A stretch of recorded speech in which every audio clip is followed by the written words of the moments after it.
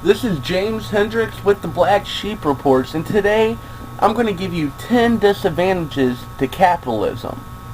Number 10, inequality. The common capitalist mantra that anyone can be rich if they work hard enough is false. There's only so much room at the top. In order to make money, first you have to take it from someone else. This can be done through selling things, taxation, or in any other means. But this means that the rich cannot exist without the poor. Any way you look at it, there's never going to be equality under capitalism. Number 9, waste. In a society where resources are not evenly distributed, there's always going to be the wealthy who have an excess of resources. While occasionally the resources are given to the poor, often the excess is wasted. Millions of dollars worth of food is wasted by those who have more than they need, while there are many others who desperately need it. Number 8, starvation. Now, of course, if someone has an excess of the resources in society, there are others who do not have enough. In the third world countries, many are starving because they cannot afford food for themselves, while those in the Western countries fatten themselves up with excess of food and waste the rest of it. There's enough food in the world to feed the entire world's population. Number 7, antisocial. Under a capitalist system, the profit motive is far greater than being social. If people are worried about what is in their own pocket, they will avoid helping the fellow human beings because they're concentrating on looking after themselves. People feel the need to put themselves first because they think no one will be there to help them if they lose it all. Number 6, danger. Often companies will cut corners in health and safety restrictions because it costs them less to pay off the families of those who die in industrial accidents. Often staff are not properly trained in certain areas, or provisions have not been put into place to protect them from certain risks.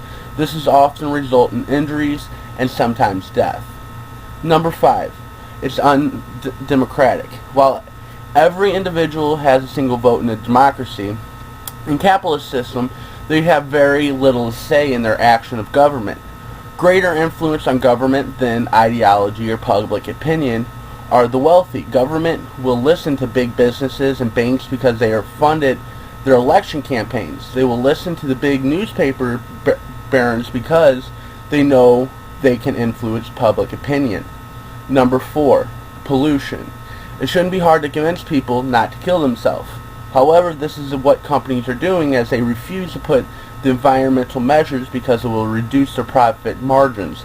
It doesn't matter to them that in the long term we'll all be dead, as long as in the short term they have a lot of money. Number 3, war. Many of the wars fought in recent years have been over profit. In Iraq, the war was largely funded by the oil barons, and it was a private firm who handled most of the secretary after the initial invasion. In Libya, Western forces intervened with the civil war because oil supply is to be cut off. Now, the only side with the rebels because they thought they were the most likely to win. In Iran, military interventions is being threatened over the blocking of trading routes to transport oil. Number 2, dictatorship. We shouldn't stand for a dictatorship in our government, so why do we stand for it in the workplace? CEOs get paid massive salaries and award themselves huge bonuses on the top of them, while they pay the workers minimum wage.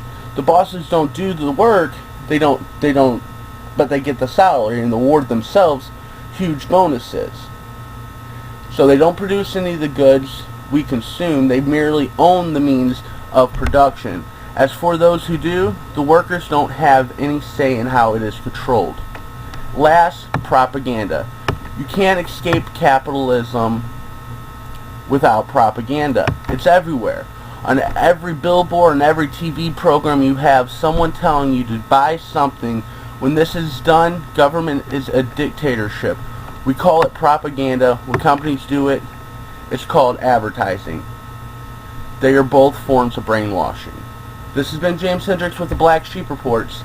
Links are below. Don't forget to check us out on Facebook. Our page is Media on 9/11. Thank you.